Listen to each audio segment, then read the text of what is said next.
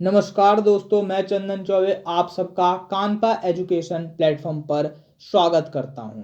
Recently United Nations के एक envoy हैं परमीला पैटर्न, जो UN secretary general on sexual violence in conflict की रिप्रेजेंटेटिव हैं। उन्होंने ये कंफर्म किया है कि यूक्रेन वॉर में रशिया रेप को एज अ वेपन इस्तेमाल कर रहा है और ये रशिया की एक मिलिट्री स्ट्रेटजी बन चुकी है।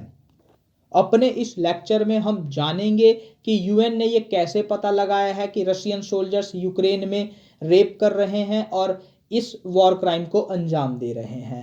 इसके अलावा पाकिस्तानी मिलिट्री को इस रिपोर्ट के बाद कैसे टारगेट किया जा रहा है और साथ ही जो डाटा कलेक्ट किया है यूनाइटेड नेशंस ने उसमें जो वॉर क्राइम हुए हैं उससे रिलेटेड कुछ इंपॉर्टेंट पॉइंट्स मैं आपके साथ शेयर करूंगा। लेकिन उससे पहले मैं आपसे पूछूंगा एक क्वेश्चन।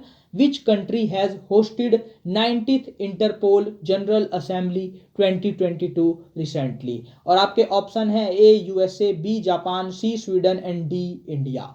आंसर कीजिए कमेंट सेक्शन में। वीडियो के एंड में आपको सही आंसर का पता चल जाएगा। दोस्तों, रिसेंटली यूएन ऑफिशियल्स ने ये क्लेम किया है कि रशियन सोल्जर्स रेप को एक वॉर स्ट्रेटजी की तरह यूज कर रहे हैं और यूक्रेन में ज्यादा से ज्यादा रेप करने के लिए वायग्रा और दूसरे डोजेस का इस्तेमाल कर रेप को अंजाम दे रहे हैं। और ये कोई हवा में कही हुई बात नहीं है, क्योंकि इसके प्रॉपर एविडेंसेस हैं और ये एविडेंसेस कलेक्ट कर रहा है इंटरनेशनल कमीशन ऑफ इंक्वायरी, जिसे कॉन्स्टिट्यूट किया है United Nations human right council ने।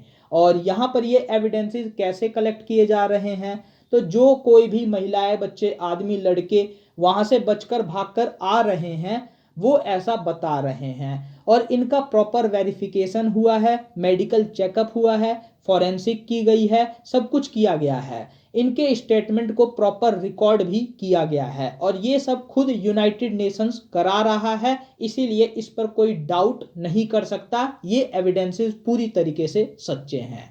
कहीं कहीं यूक्रेनियन फोर्सेस ने रेस्क्यू ऑपरेशंस चलाए हैं और वहां से भी लोग आए हैं। कुछ टेरिटरीज को रिकवर किया है यूक्रेनियन फोर्सेस ने और वहां पर भी प्रॉपर इन सब चीजों के एविडेंसेस मिले हैं। और दोस्तों, मैं आपको बता दूं कि rape during war is an war crime. और मैंने अपने इस लेक्चर में बता रखा है कि वॉर क्राइम क्या होता है, कैसे होता है, इसको डिसाइड कौन करता है, इसके रिगार्डिंग सारी जानकारी दे रखी है। तो इस वीडियो को भी दोस्तों अपनी नॉलेज को एनहांस करने के लिए जरूर देखिएगा। अब दोस्तों, मैं आपको बता दूं कि जो यूएन के पास डाटा आया है उससे अब तक ये पता चला है कि जो सेक्सुअल वायलेंस के विक्टिम्स हैं वो 4 साल से 82 साल की उम्र तक के हैं। यानी ना बच्चों को छोड़ा जा रहा है ना बूढ़ों को छोड़ा जा रहा है। और इसमें सिर्फ औरतें और लड़कियां ही नहीं बल्कि आदमी और लड़के भी इंक्लूडेड हैं। यूएन के पास अब तक ऐसे 100 से ज्यादा रेप के एविडेंसेस आ चुके हैं और ये नंबर एक्चुअल में कई गुना ज्यादा हो सकता है, क्योंकि कन्फ्लिक्ट के दौरान सही एविडेंसेस कलेक्ट करने में काफी दिक्कत आती है। तो वाकई दोस्तों, रशियन सोल्जर्स की ये एक बहुत बड़ी क्रुएल्टी है सिविलियंस के साथ। दोस्तों, इस बीच पाकिस्तानी मिलिट्री कैसे आ गई तो इसको मेंशन किया है एक बांग्लादेश की राइटर हैं तस्लीमा नसरीन।